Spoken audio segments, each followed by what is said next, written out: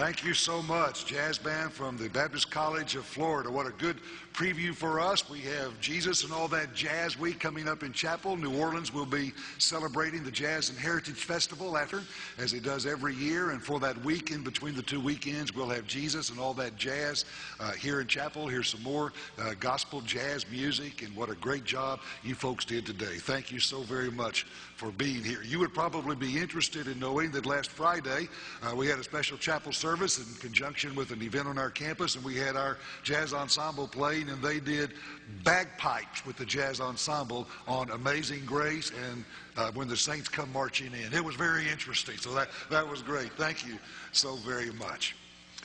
Well, this is the time every year when I share with you the State of the Seminary address and kind of bring you up to date on where NOBTS is and where we're headed. And I guess if I had a theme for the past year of 2010, I would call it Approaching the Rubicon, which I'll explain in a little bit. Let me begin by sharing with you some notable highlights of the last year. First of all, we had our highest post-Katrina enrollment, 3,741 students, getting very close, all-time record high, one of the highest enrollments we've ever had. What an amazing testimony to the grace of God in continuing to walk with us through the recovery from all that Katrina did. We also opened 16 new apartments in August, and they were gratefully received and filled within a couple of weeks after being opened. And we began our fourth prison program.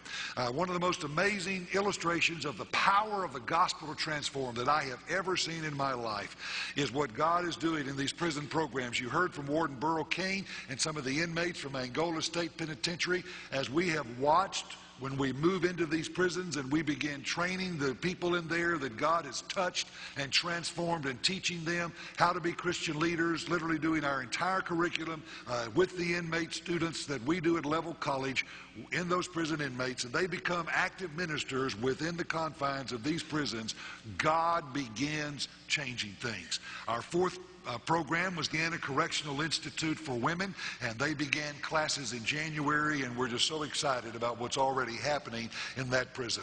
And last year, our students shared Christ with 4,678 people in our various evangelism projects, leading to 345 professions of faith. To quote an ancient Hebrew expression, wow. And I truly believe that part of every student's seminary experience needs to be the experience of sharing your faith in Jesus Christ. The truth is, just about all of us are scared when we think about that. Just about all of us are intimidated by that. And to have an opportunity to learn some ways to share our faith and to be able to practice and do it in a place like New Orleans can give you the kind of understanding of what God will do to use you as a witness we hope you carry with you for the rest of your lives, and how we rejoice that 345 people are going to miss hell and make heaven as a result work through our student witnesses. We also have continued our mission partnerships all over the world with partnership agreements in Haiti and Cuba and Russia and Indonesia and Southeast Asia and the Caribbean. What's been one of the most interesting projects is in Cuba, where we are not simply teaching students in seminary, we are also teaching and training the professors in that Cuban seminary how they can develop and organize and teach a curriculum, which I think is something we're good at doing and can help them become good at doing. It's a great partnership. We also have NOBTS church planting graduating students who are serving in 15 states of the United States as church planters, starting a new church, or as an intern in church planting environment, and we're very excited about that. We also saw the development of our newest faculty center, our Institute for Faith in the Public Square. They had their very first event on Monday under the leadership of Dr. Lloyd Harsh, and we believe we'll be hearing great things as we continue to expand Baptist distinctive. Baptists have always felt very strongly it's one of our most important contributions to the world, because in the religious world, this is a revolutionary idea. We do not want to control the marketplace. We just want our voice to be heard. And we want every voice to be heard. And we want every man and woman to have the freedom of conscience to listen and to follow the path. And we think that path will always end at the feet of Jesus Christ. And Baptists have insisted on the liberty of the soul. Baptists have insisted on the freedom of religious expression. And this center will be celebrating all of that. We also have been excited at what's happening with our Center for Archaeological Research. We have been awarded a dig site in Israel that is now being rated as perhaps the most significant dig site now active in all of Israel. Tel Gezer is an ancient city. You Old Testament students might remember Tel Gezer, now the city of Gezer, given as a wedding gift from Pharaoh to Solomon when Solomon married one of his daughters. It has a long and an ancient history, and what they have found thus far is a very mysterious waterworks. It's very unusual, unlike any other ancient waterworks in the nation of Israel, very unusual for the ancient world. And because we have included on our faculty and seminary team Dr. Jim Parker, who has a great deal of experience in coal mining, we're going to be going over there this summer, and we're going to be excavating that site, and we're really looking forward to what we might find and better understanding the biblical world as a result of that. It was even featured on the cover of Biblical Archaeology Review, as you saw some of our geezers from Gezer excavating and preparing for this summer site. They'll be going over there in just a few weeks. And we're so excited and grateful for the grace of God.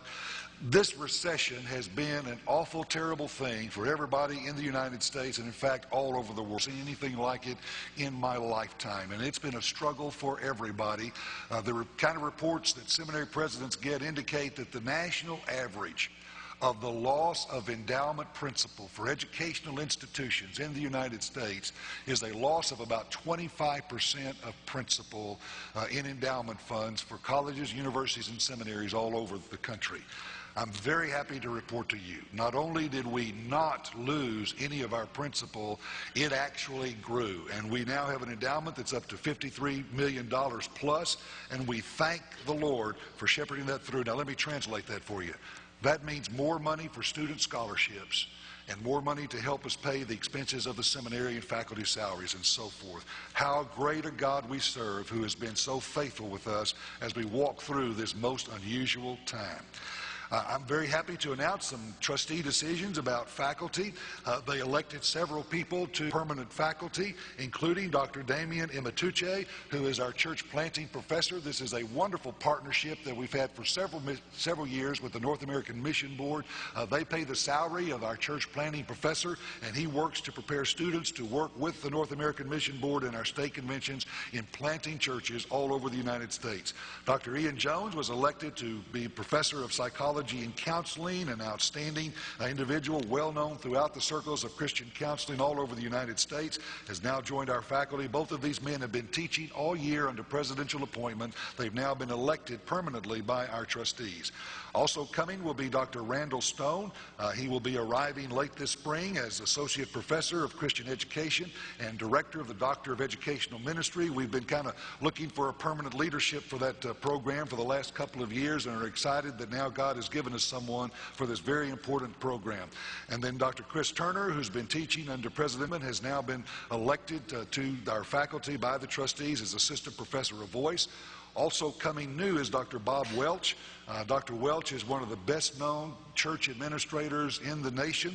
He has written the definitive work on church administration, very widely known for many years, was the dean of the Christian Education program at Southwestern Baptist Theological Seminary, and he is coming to join us as the chairman for the Division of Christian Education. Again, they've been 2 years without a chairman. We're very happy to get a most critical role filled with such an outstanding individual.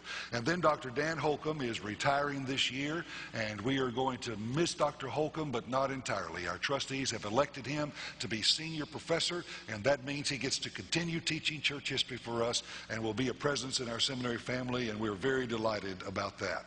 Our trustees also voted to grant some faculty promotions, and you'll want to tell these people congratulations.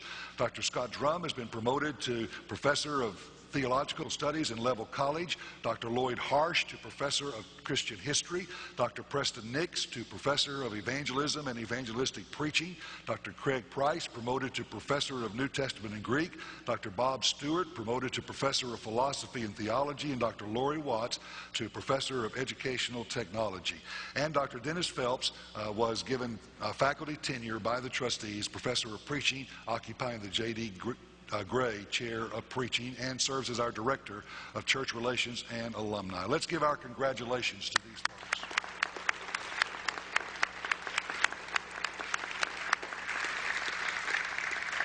I also shared with the trustees some faculty appointments. Dr. Jimmy Dukes is our new Associate Dean for Innovative Learning and the Director of our prison programs. You saw him Tuesday in chapel. And then Dr. Bob Welch will be the Chairman of the Christian Education Division. Dr. Randall Stone, the Director of the DEdmin program, as I shared earlier. Also on the big list of trustee issues was some curriculum approvals. We have made a very focused effort on thinking of our curriculum in terms of the 21st century and what the church of the 21st century is going to need from its ministers. Our faculty has been very hard at work for the last year and a half on updating and revising our curriculum, and they have finally finished a very massive project, and all of their proposals about graduate certificates and the master degrees of all sorts have been approved by the trustees and students. That'll be published. I won't go through all of it here lest I glaze you out, but it'll be published in the very near future, and you're going to be very excited. Trustees also affirmed our decision to do some continuing HSC, Hardened Student Center renovations. You've noticed the new signs that were up. It took us about 6 months to get permit approval for that from the city of New Orleans, but they were finally, those permits finally came in and the signs have finally been installed. We're very excited about it. And then on the inside of the building, we'll begin in June doing a lot of recarpeting, painting, and fixing up in that building, which is the most used building on the seminary campus.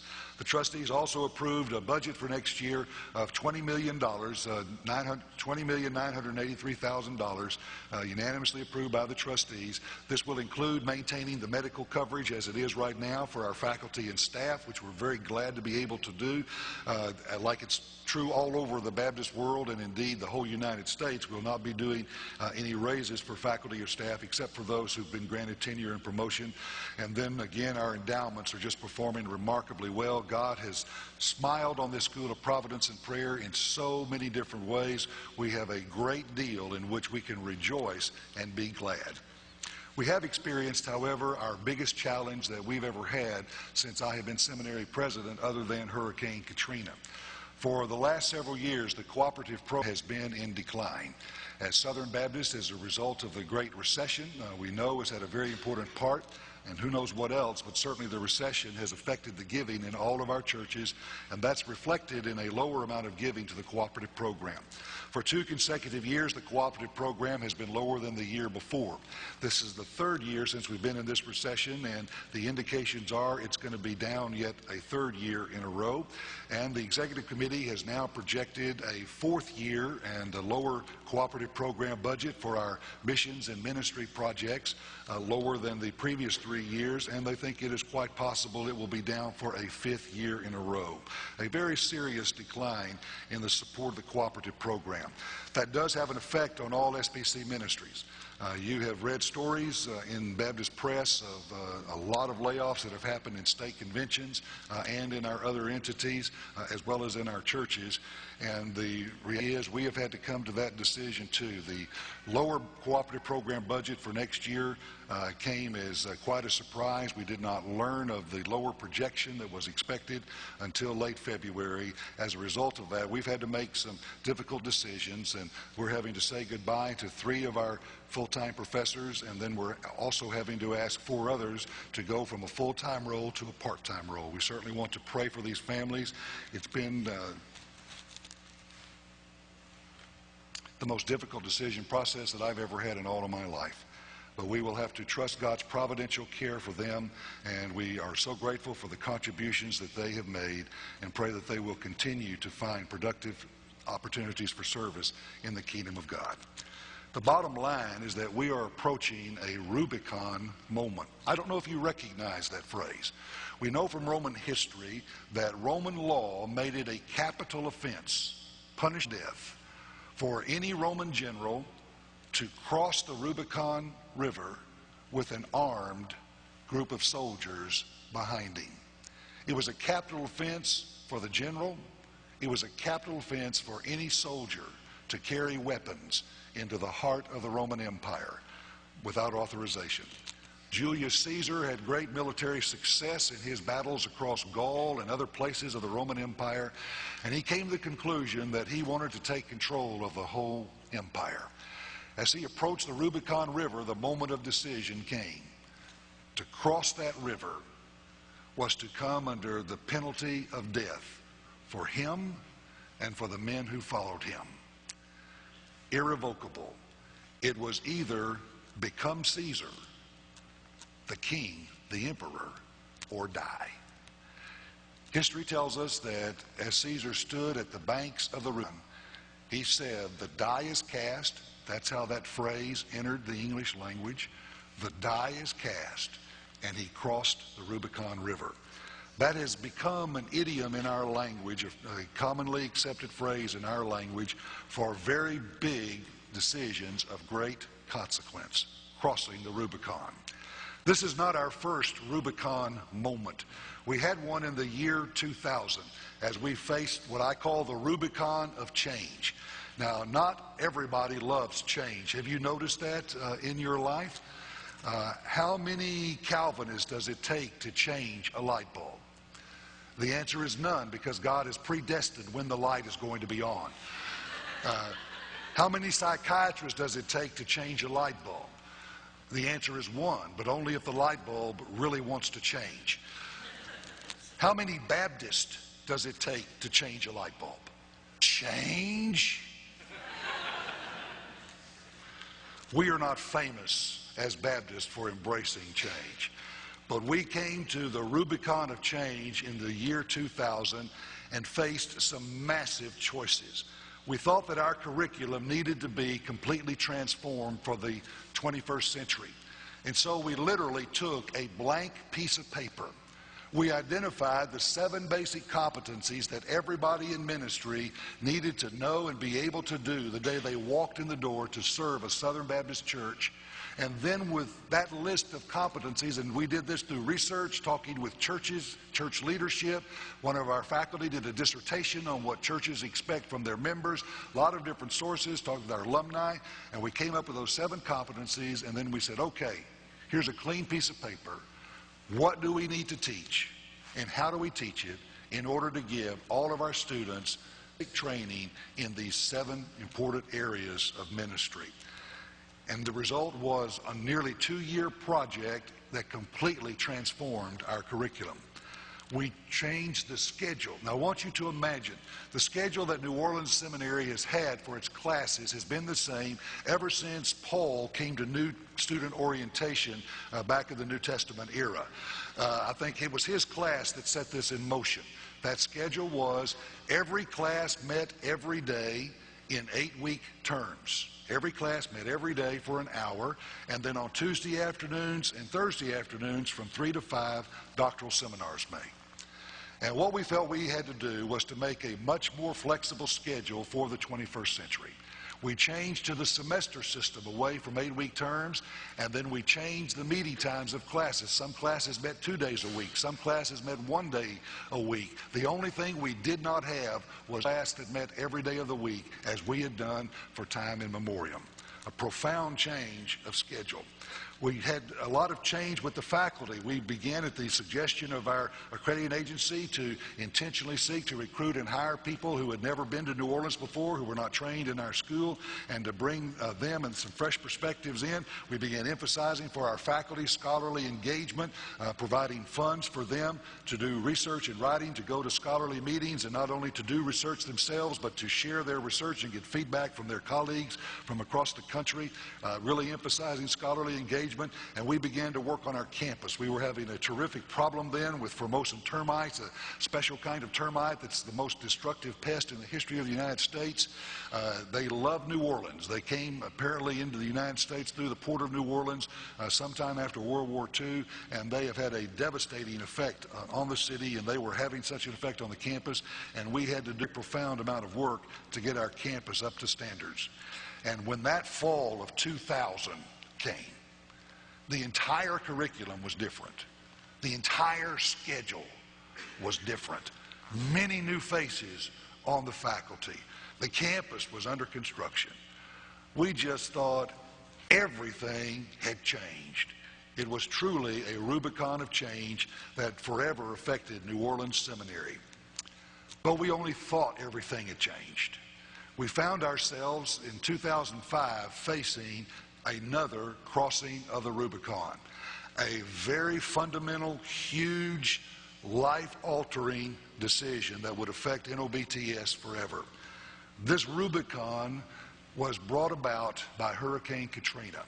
As it came ashore just outside of New Orleans and did all the things that you saw on television screens all over the nation, all over. About 80% of the city of New Orleans underwater, much of the campus of New Orleans Seminary underwater. Our students were scattered to 29 different states. Our faculty were scattered in 9 different states.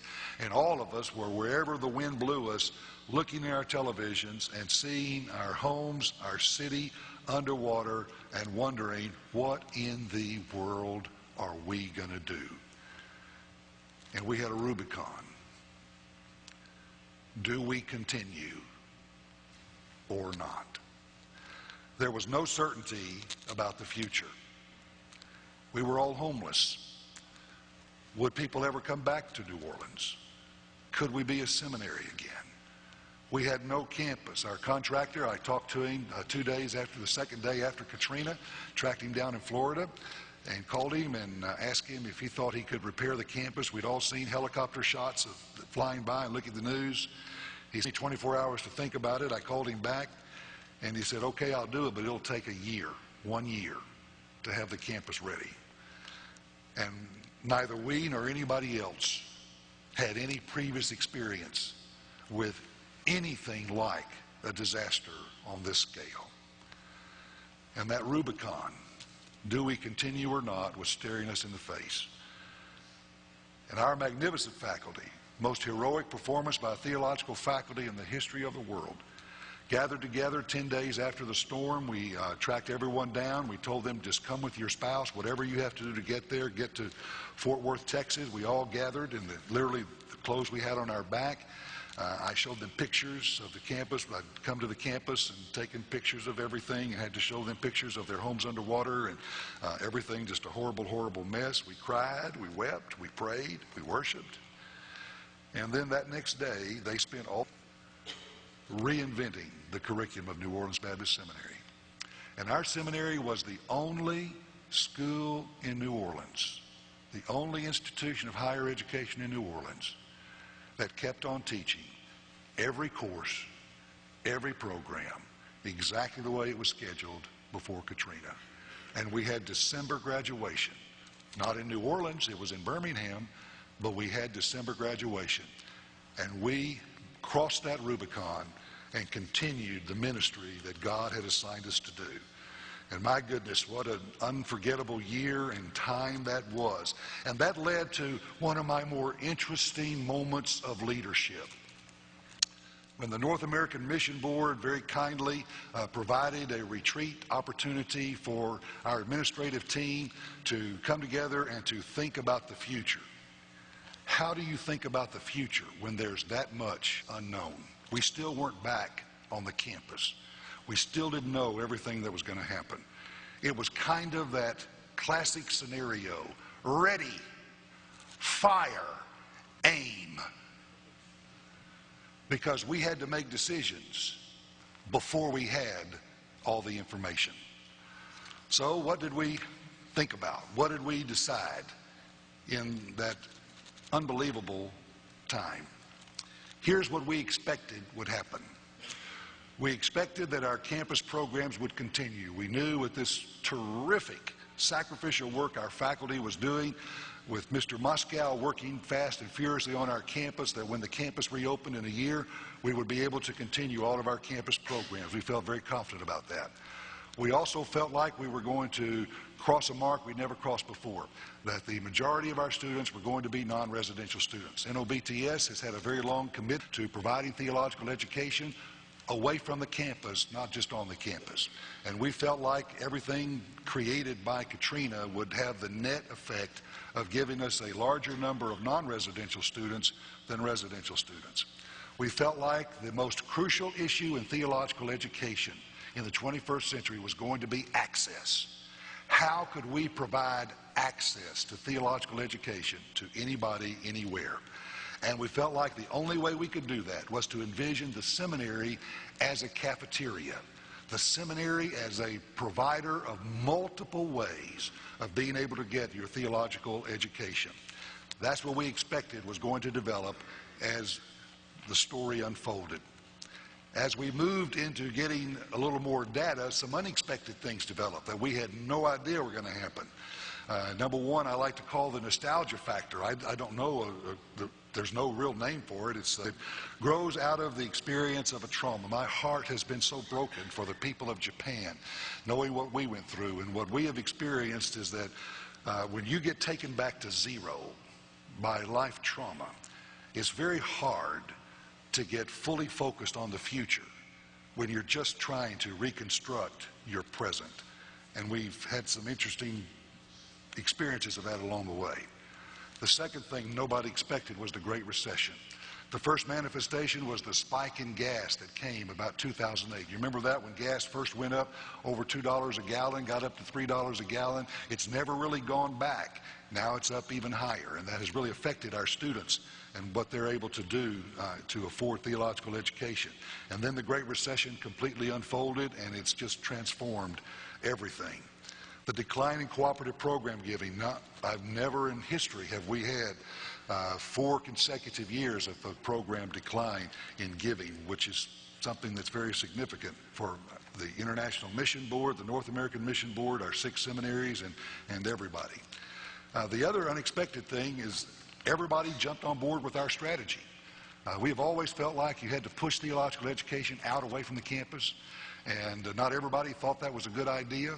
But lo and behold, the Great Recession has made everybody interested in doing the kinds of things that we're doing, and that's been interesting to watch. Well, you put all those things together, the expected, the unexpected, and here we are at another Rubicon, a moment of profound significance for New Orleans Seminary and for our future.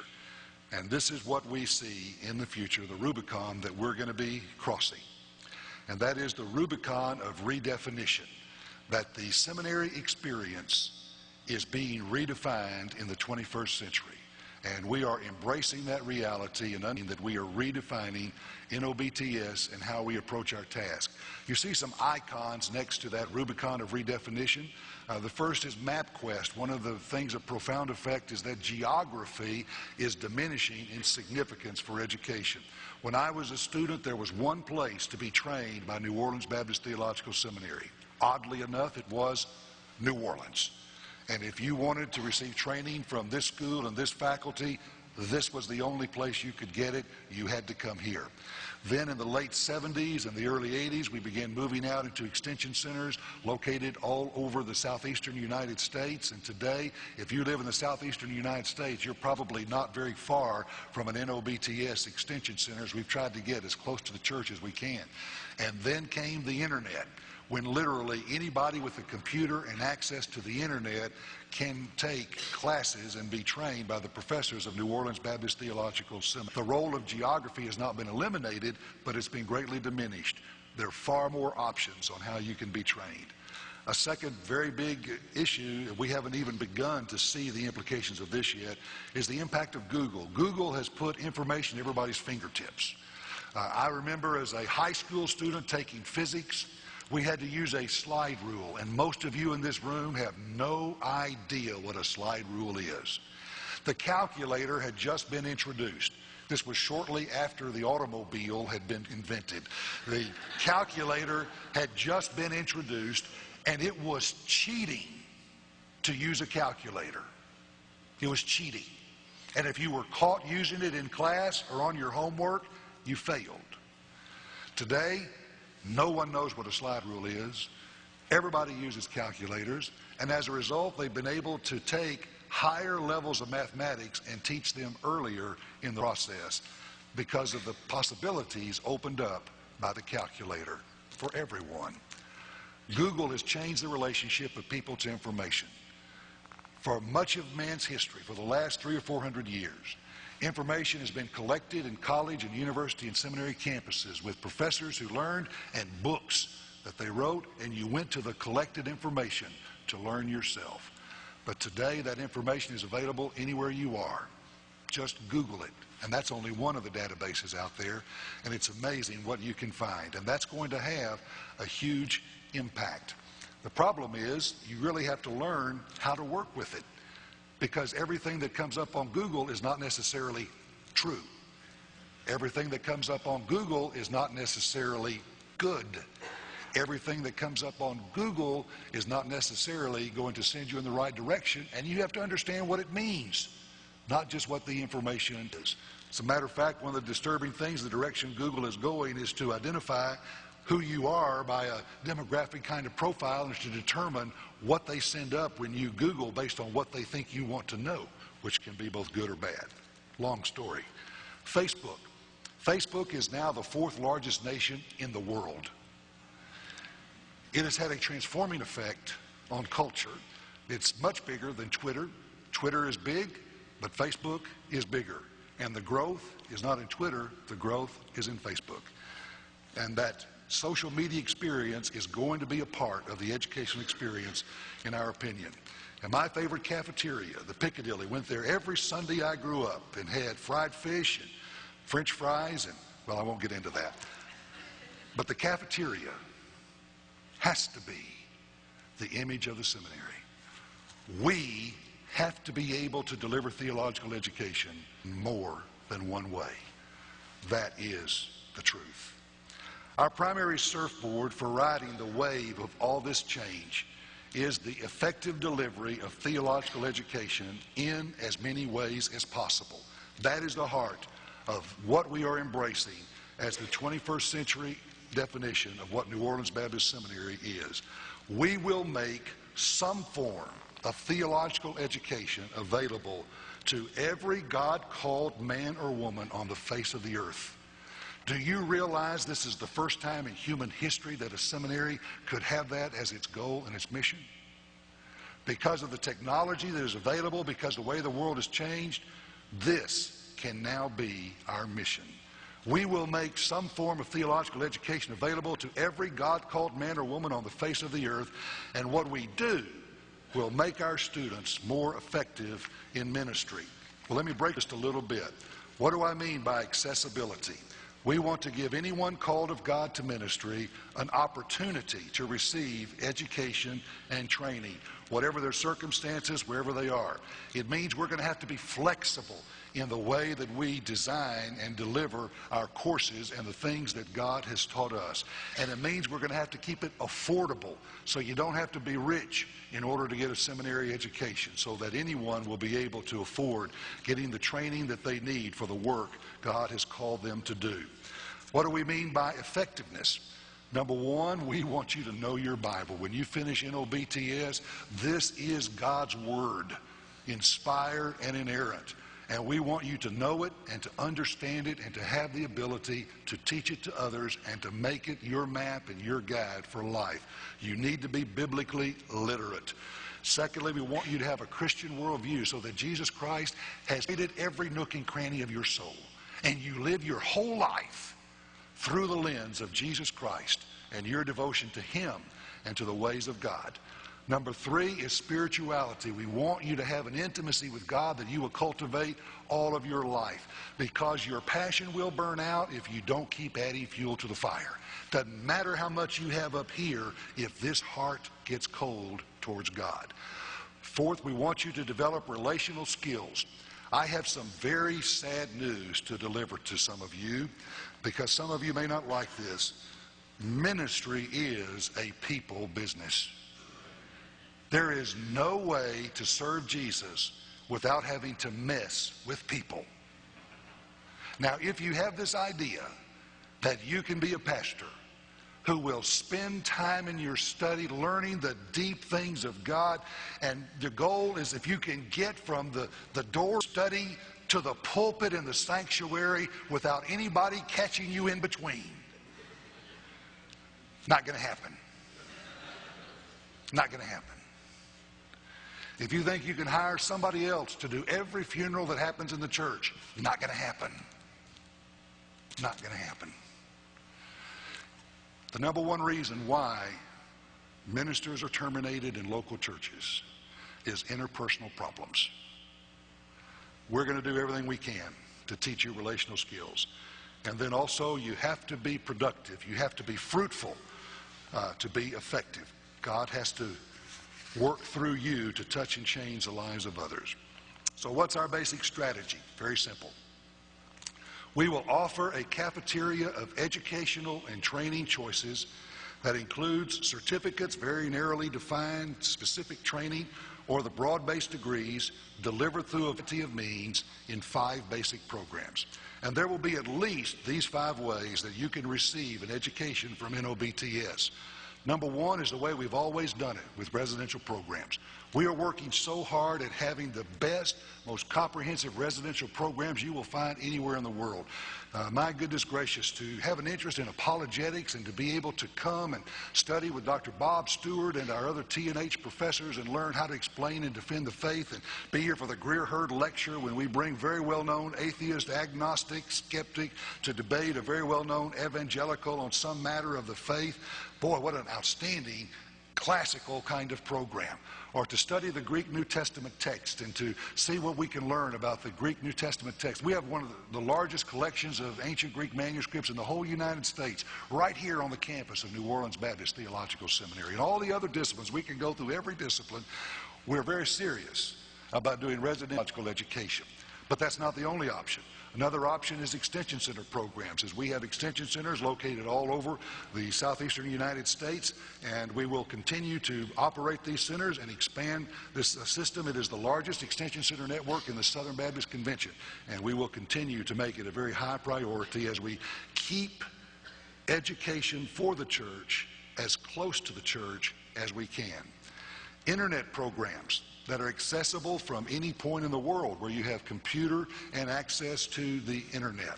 Mentoring programs in which the learning process takes place in a ministry environment, and you are working with somebody who is more experienced and trained than you are, and they are walking with you along the road, using your actual experience in day-to-day ministry as a part of your learning component. And we have been doing some of this, and we'll be doing more of this.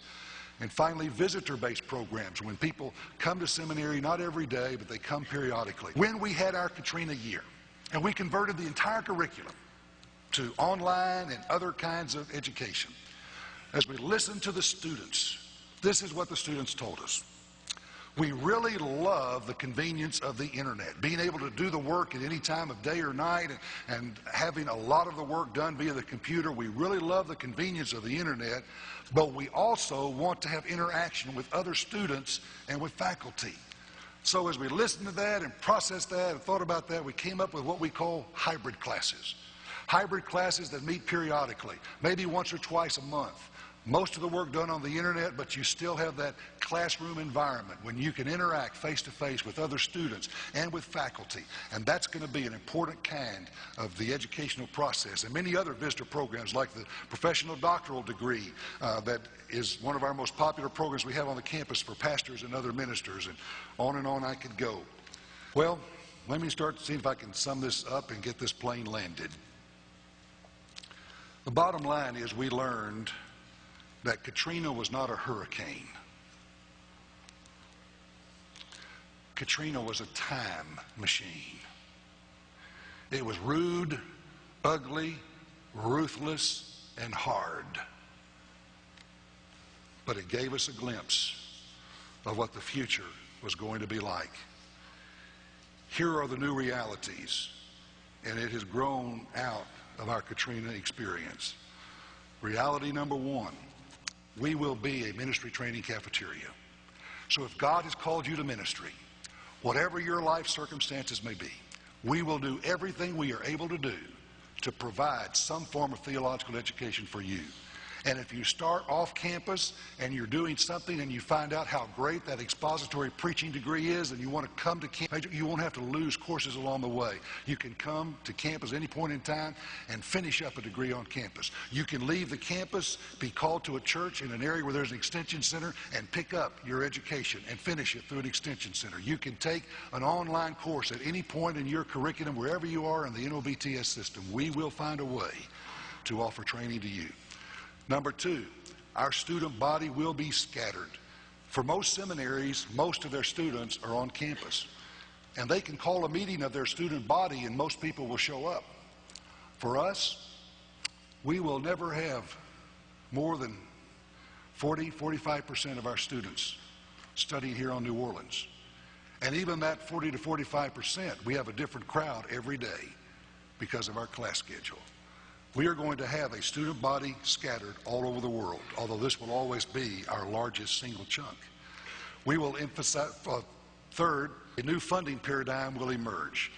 And we are working with the realities that we are seeing with what's happening around us and developing ways to fund seminary that are going to make sure we will be able to keep seminary affordable. Number 4, we will emphasize literacies. There's just some new, maybe you speak English, but that's not going to be enough. You're going to have to learn some information literacy. You're going to have to learn some things to do with computers. You're going to prepare your sermons in some different ways than I prepare my sermons as we move into the future. We're going to emphasize literacies. We're going to emphasize competencies, actually being able to do the things that ministers need to do. That's why we have in our pastoral work classroom baptistry, so you don't drown somebody in your first church, and a Lord's Supper table, and even a casket in the classroom. And we know that faculty life will be different, as this generation of faculty will live a very different life than their predecessors lived. And I hope you will really be praying for our faculty. These are people I cannot describe to you the depth of their passion for you as their students and their love for Christ. But we are going to be living in a world for which we were not trained, and we're having to get the training along the way. I love this Calvin and Hobbes cartoon, and I think it's a good way to close. Calvin comes to Hobbes and he says, "I like cereal to crackle and pop when I put on the milk." And he pours in the milk and it starts crackling and popping, and he says to Hobbes, "See, very entertaining." And Hobbes says, "I've never seen Raisin Bran do that before." And Calvin responds, "I put in an Alka-Seltzer."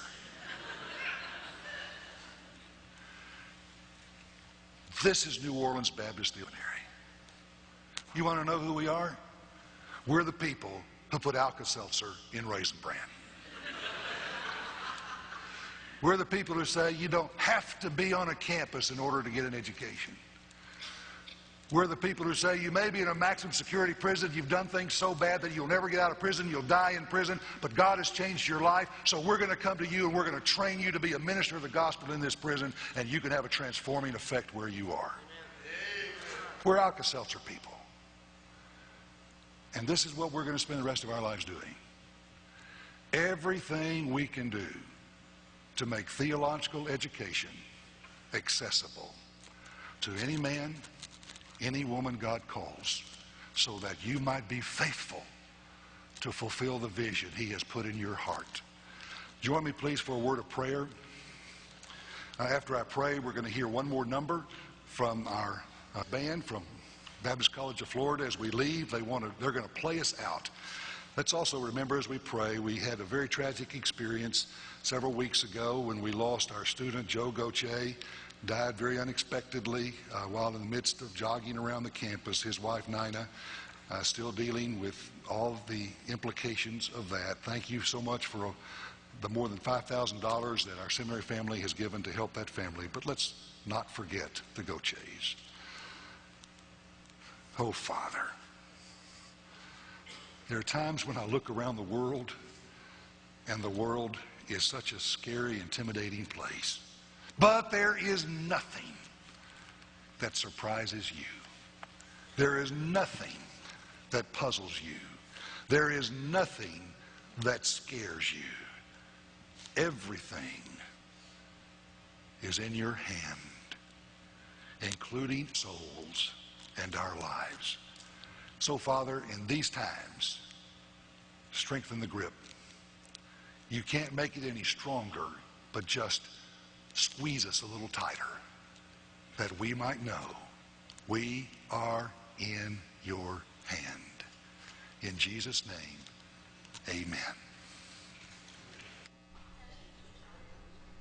amen.